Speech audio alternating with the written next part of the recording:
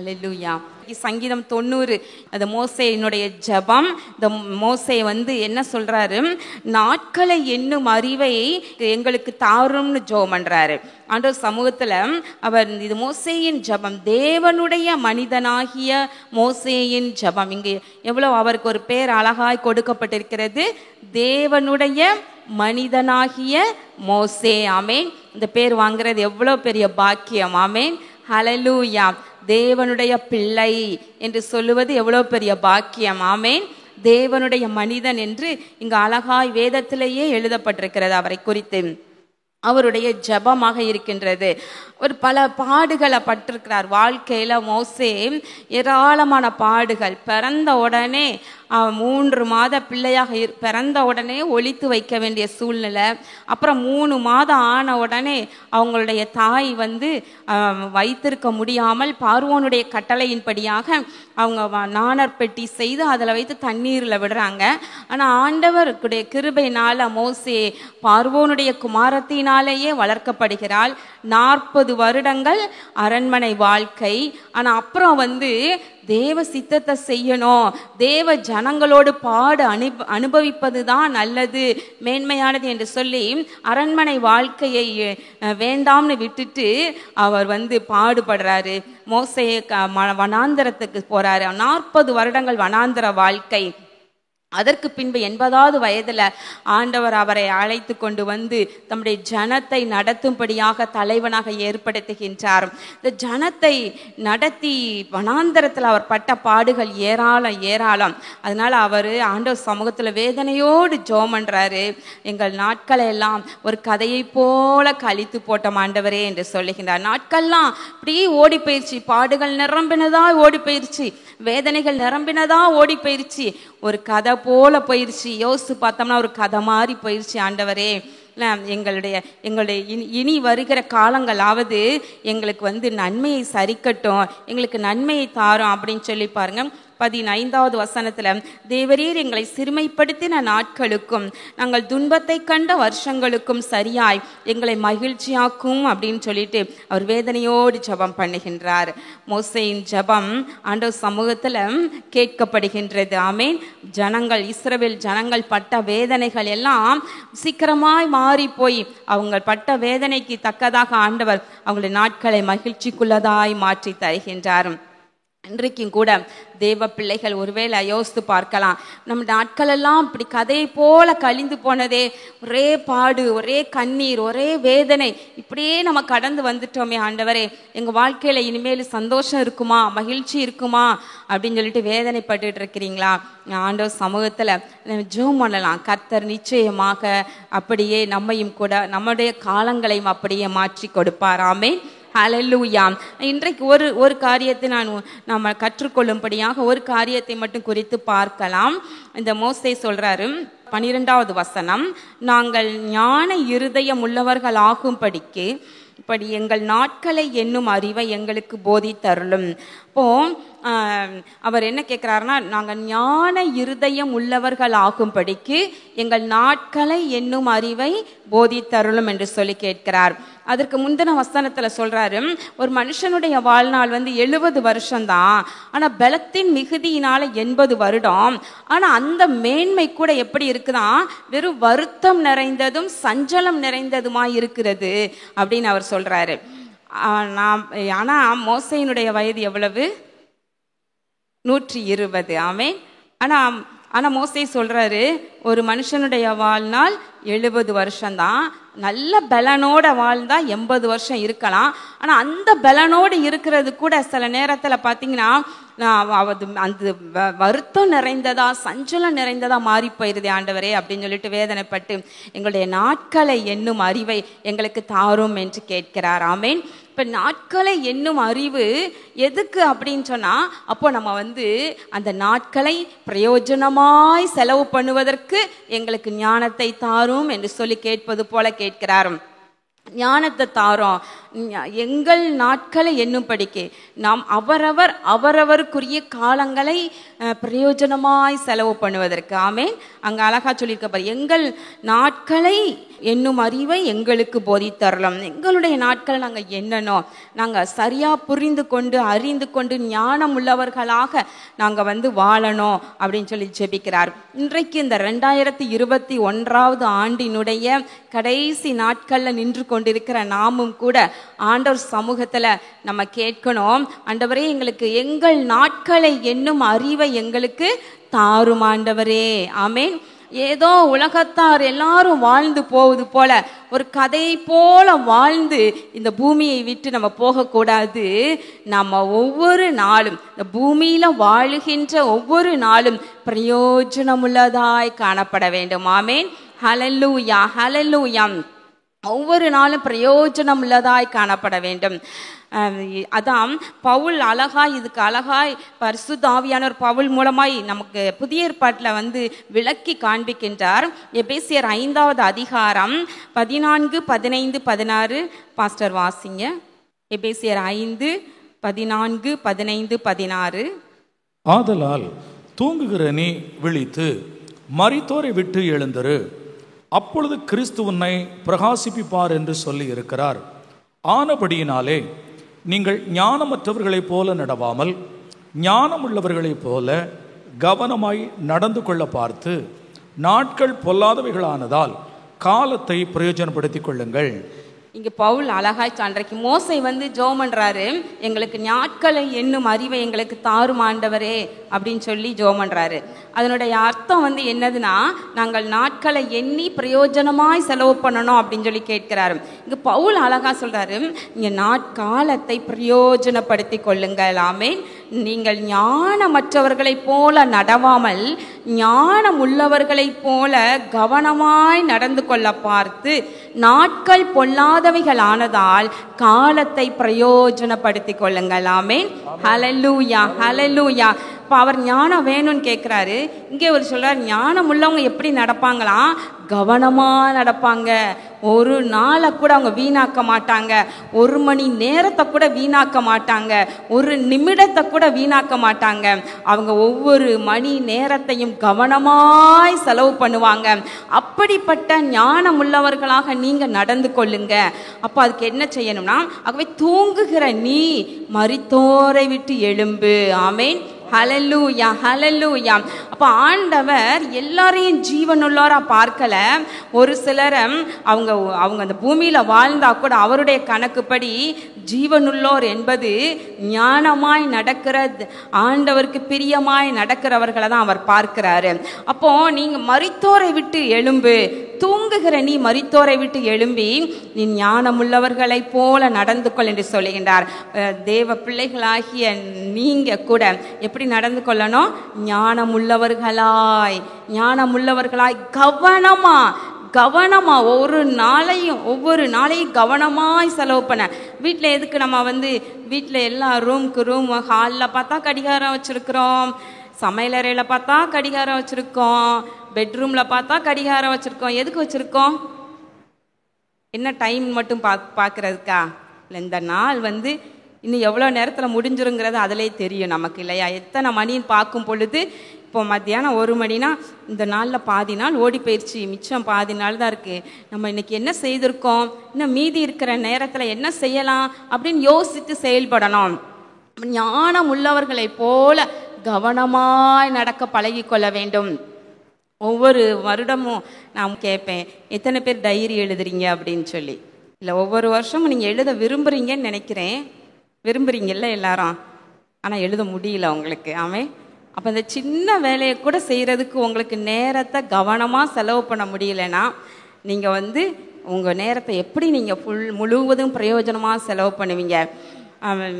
ஆண்டவர் வந்து இஸ்ரவேல் ஜனங்களை பிரயாணமாய் வனாந்தரத்தில் போகும் பொழுது மோசேயிட்ட சொல்லி அவங்க புறப்பட்ட நாள்லேருந்து அவங்களுடைய பிரயாணத்தை எல்லாம் அழகாய் வரிசையாய் எழுதி வைக்க சொல்கிறாரு.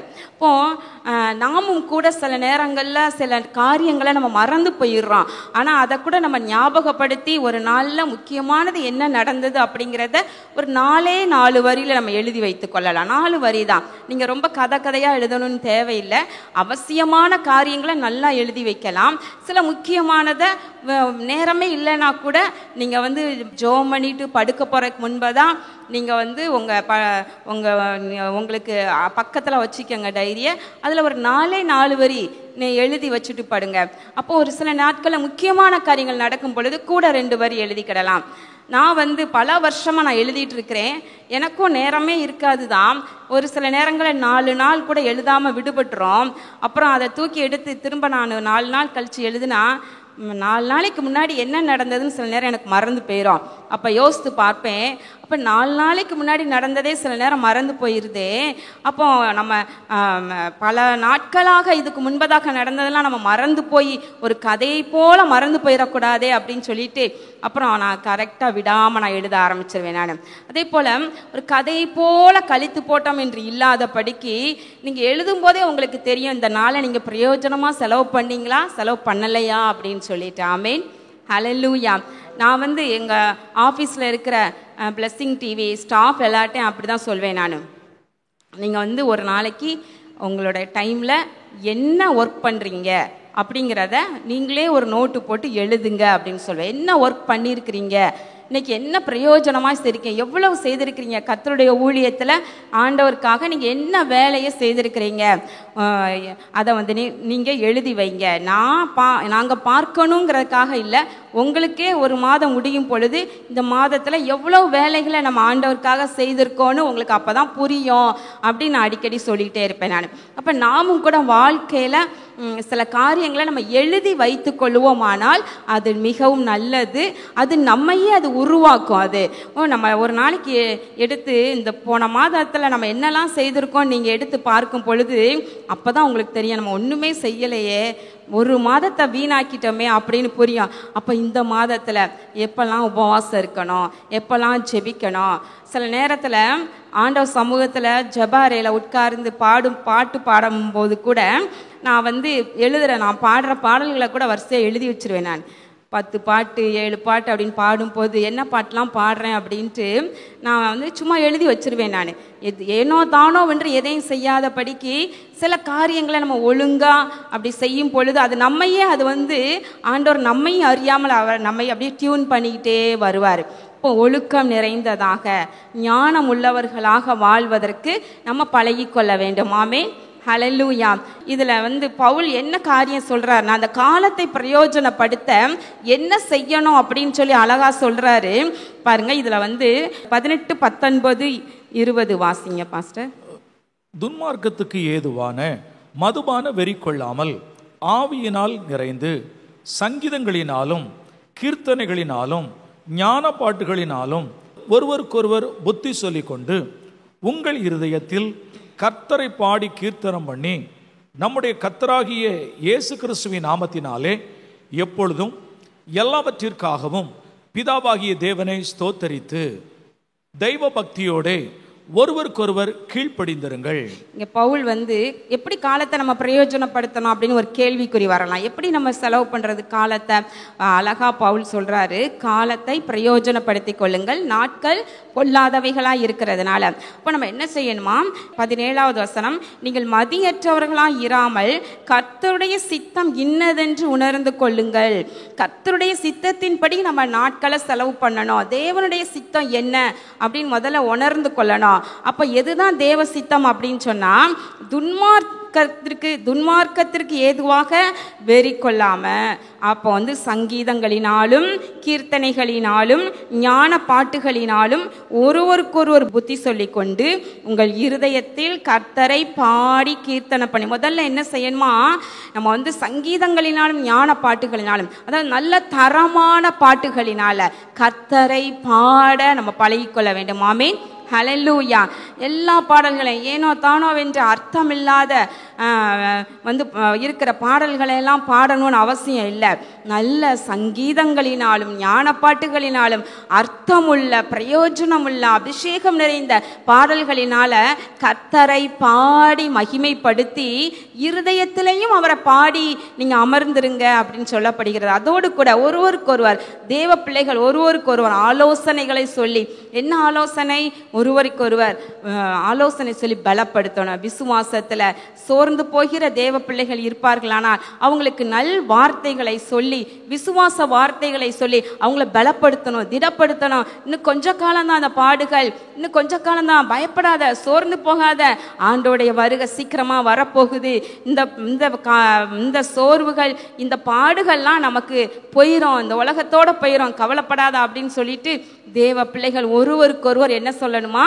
புத்தி சொல்லி கொண்டு. ஆமேன், ஹல்லேலூயா. குறை சொல்லல, புத்தி சொல்லி கொண்டு.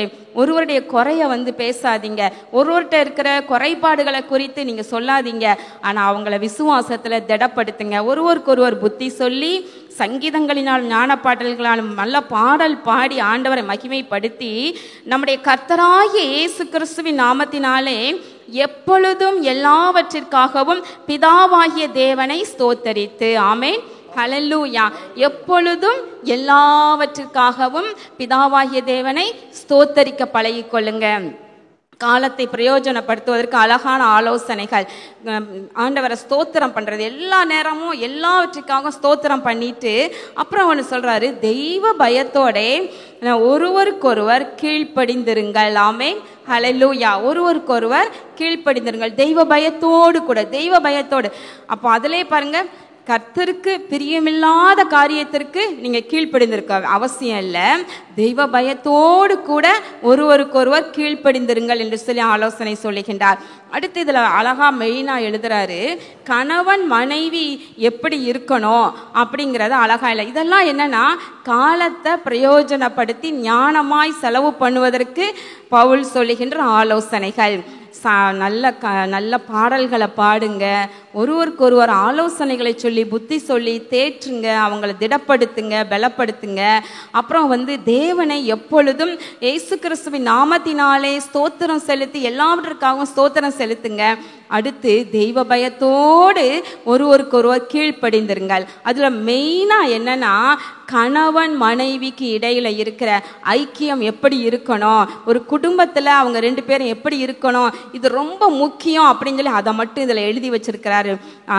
அதை மட்டும் இங்க ஆவியானவர் இங்க நமக்கு எழுதி இருக்கிறார். எப்படின்னு அதை மட்டும் நான் சொல்லி நான் ஜெபிக்க விரும்புகின்றேன்.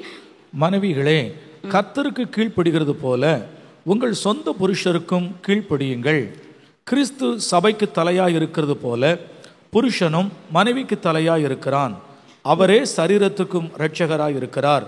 ஆகையால் சபையானது கிறிஸ்துவுக்கு கீழ்ப்படுகிறது போல மனைவிகளும் தங்கள் சொந்த புருஷருக்கு எந்த காரியத்திலேயும் கீழ்ப்படிந்திருக்க வேண்டும். புருஷர்களே, உங்கள் மனைவிகளில் அன்பு கூறுங்கள், அப்படியே கிறிஸ்துவும் சபையில் அன்பு கூர்ந்து. மெயினா ரெண்டு காரியத்தை மட்டும் பவுல் ஆவியானவர் நமக்கு சொல்ல விரும்புவது என்னன்னா, நீங்க மனைவிகளே உங்கள் சொந்த புருஷருக்கு கீழ்ப்படியுங்கள். எப்படி கீழ்ப்படியணுமா? வெறுமனே இல்ல, கர்த்தருக்கு கீழ்ப்படுகிறது போல கீழ்ப்படியுங்கள். ஆமென், ஹல்லேலூயா.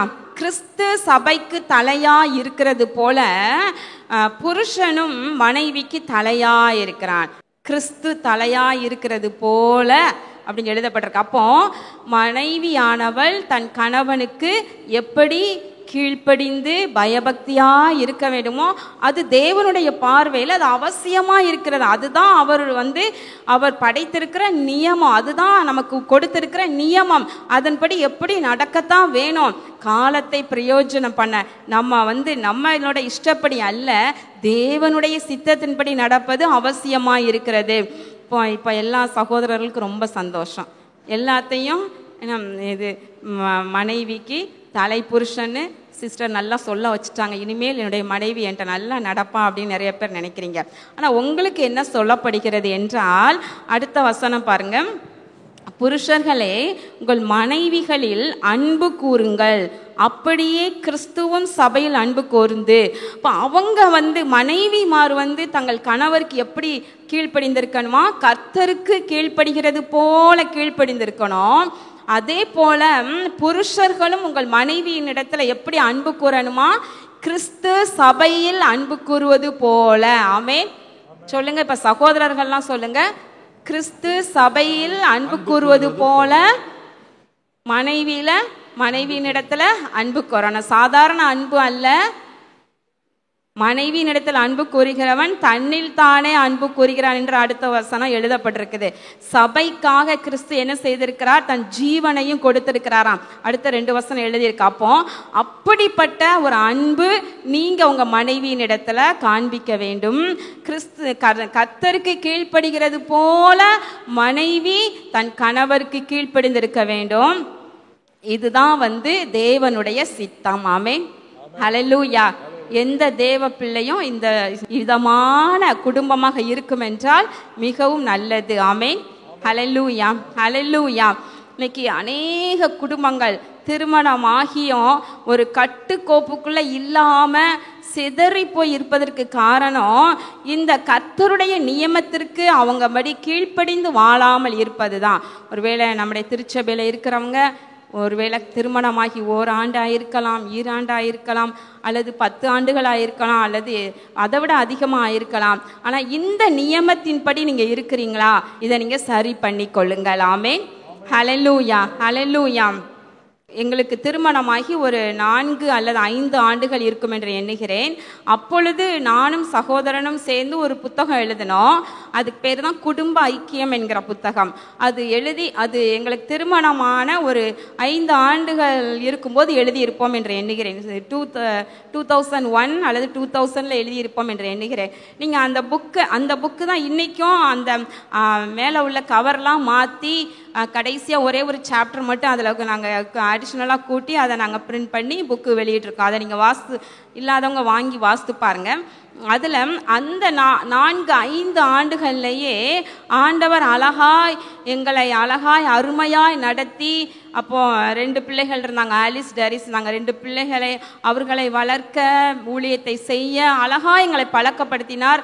அந்த புத்தகத்தில் அழகாய் கணவன் மனைவி எப்படி இருக்கணும், குடும்பம் எப்படி இருக்கணும் என்பதை குறித்து அப்பொழுதே அருமையாக எழுத வைத்தார். இப்பொழுது நான் வாசித்து பார்க்கும்போது எனக்கு அவ்வளோ ஆச்சரியமாக இருக்கும். 4 ஆண்டுகள் 5 ஆண்டுகளில் என்ன தெரிந்திருக்கோம், ஆனால் அப்பொழுதே ஆவியானவர் இந்த புத்தகத்தை நம்மை கொண்டு எழுதியிருக்கிறார் என்று ஆச்சரியப்படுவேன். இப்போ கிறிஸ்து உங்களுடைய வீட்டிலே தலையாக நீங்கள் வைத்துக்கொண்டு, மனைவி கணவருக்கு கீழ்ப்படிந்து, கணவன் மனைவியினிடத்தில் அன்பு கூர்ந்து, அழகாய் தெய்வ பயத்தோடே ஒருவருக்கொருவர் கீழ்ப்படிந்து வாழும் பொழுது தேவ சித்தம் அழகாய் நிறைவேற்றப்படுகிறது. ஆமென் ஹல்லேலூயா. எல்லாரும் எழும்பி நின்று ஜெபம் பண்ணுவோமா? எல்லாரும் நல்ல சத்தத்தை உயர்த்தி கர்த்தருக்கு ஸ்தோத்திரம் பண்ண ஆரம்பிங்க. நன்றி செலுத்துங்க. கர்த்தருக்கு ஸ்தோத்திரம்னு சொல்லுங்க, ஸ்தோத்திரம்னு சொல்லுங்க. எல்லாரும் வாயை திறந்து நன்றி செலுத்துங்க. கர்த்தாவே உமக்கு ஸ்தோத்திரம், கர்த்தாவே உமக்கு ஸ்தோத்திரம், தகப்பனே உமக்கு நன்றி, அப்பா பிதாவே உமக்கு ஸ்தோத்திரம். அன்றைக்கு தேவனுடைய மனுஷனாகிய மோசையின் ஜெபம் என்று எழுதப்பட்டுள்ள சங்கீதத்தில் இதோ நாட்கள் என்னும் அறிவு எங்களுக்கு போதித்தருளும் என்று கேட்கிறார். இதோ இந்த நாளில் கூட எங்களுக்கும் எங்கள் நாட்களை என்னும் அறிவை தாரும் ஆண்டவரே. கேளுங்க, எங்கள் நாட்களை என்னும் அறிவை எங்களுக்கு தாரும் ஆண்டவரே. உம்மை நாங்கள் நன்றியோடு துதிக்கிறோம் ராஜா, உம்மை ஸ்தோத்தரிக்கிறோம் அப்பா. கர்த்தாவே இம்மட்டுமா எங்களுக்கு பலன் கொடுத்து ஜீவன் கொடுத்து ஆண்டவரே அப்பா ரட்சிப்பு கொடுத்து அருமையாய் நடத்தி வருகிறேன். உமக்கு கொடான கொடி நன்றி செலுத்துகிறோம். இதோ கர்த்தாவே உம்முடைய பிள்ளைகளை பலப்படுத்துவீராக. நாட்களை என்னும் அறிவை தாரும். ஏனோ தானோவென்று வரும் நாட்களை செலவு பண்ணாத படிக்கு அண்டர் ஒவ்வொரு நாளையும் பிரயோஜனமாய் செலவு பண்ண, ஒவ்வொரு மாதத்தையும் பிரயோஜனமாய் செலவு பண்ண, ஒவ்வொரு வருடத்தையும் பிரயோஜனமாய் செலவு பண்ண பிள்ளைகளுக்கு கிருபைகளை கட்டளையிடுவீராக. ஆண்டவரே அப்பா, எப்பொழுது பார்த்தாலும் பிரச்சனைகள் போராட்டம் என்று சத்துருவுடன் போராடியே வாழ்நாளெல்லாம் கழிந்து போகாத படிக்கு ஆண்டவரே உம்முடைய பிள்ளைகளுக்கு விரோதமாய் போராடுகிற சத்துருவின் கிரியைகளை எல்லாம் அழித்து போட்டு ஒரு பெரிய சமாதானத்தை கட்டளையிடுவீராக. ஆண்டவரே வருகிற நாட்கள் நம்முடைய பிள்ளைகளுக்கு சமாதானத்தை தருவீராக. உமக்காக பிரயோஜனமாய் செலவு பண்ண உதவி செய்தருளும். இந்த நாளிலும் ஆண்டவரே ஒவ்வொருவரையும் பலப்படுத்தும், ஆசீர்வதியும். இயேசு கிறிஸ்துவின் நாமத்தினாலே இந்த ஜெபத்தை மிகுந்த மனத்தாழ்மையோடு ஏறெடுக்கின்றோம் நல்ல பிதாவே, ஆமென். கர்த்தர் நம்முடைய ஜெபத்தை கேட்டார். ஹல்லேலூயா, ஹல்லேலூயா, ஹல்லேலூயா. ஆமென்.